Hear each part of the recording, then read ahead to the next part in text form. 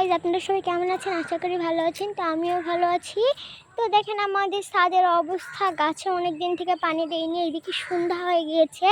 তো আমি গাছে পানি দেওয়ার জন্য ছাদে এসেছি।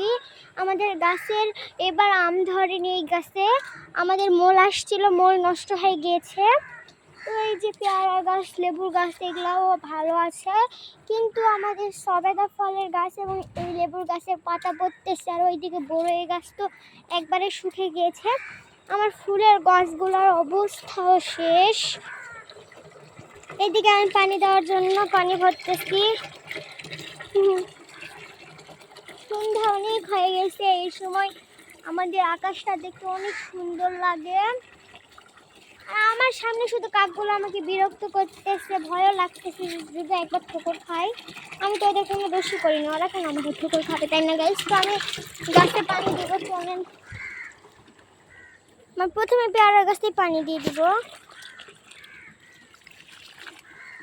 তো পানি দেওয়ার জন্য ছোট একটা বালতি রাখছি, যেন ভালোভাবে পানি দেওয়া যায়।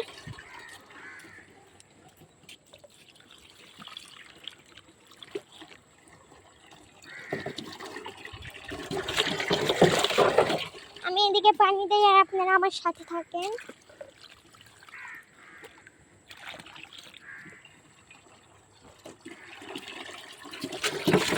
আমি একটাতেই 3 বালতি করে পানি দিই, যেন ভালো হয় গাছগুলো। আর এটা বড় গাছে তো আরো বেশি করে দিতে হয়।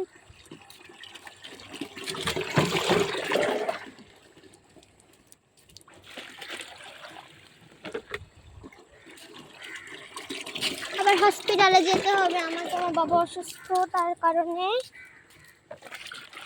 আপনারা তো ভিডিওতে দেখেছেন আমার বাবা অনেক অসুস্থ। তো এখন আমার বাবা মোটামুটি সুস্থ। কালকে আমার বাবাকে রিলিজ দিবে বা পরের দিন। এই লেবুর গাছগুলোতে পানি দিতে গেলে অনেক সমস্যা, শুধু কাটা ফোটে। এই ডালগুলা সরে নিতে হবে বাবা আসলে।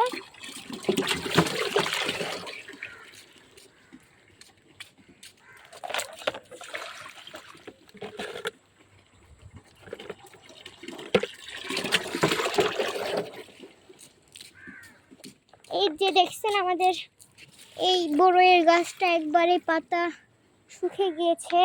বড়ইয়ের গাছটা কাটে দিতে হবে, আবার বড়ইয়ের ডাল হবে। তাও ওখানে পানি দিয়েই যেন গোড়াটা ভালোভাবে শিকড় হয়।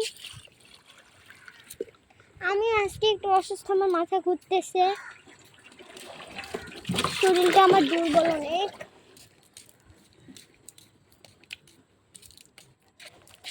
তাও বাড়ির বড় মেয়ে, কাজ তো করতেই হবে।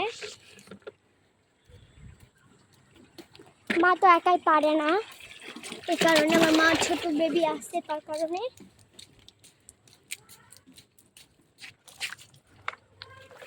জি মা। হ্যাঁ, কি বললে?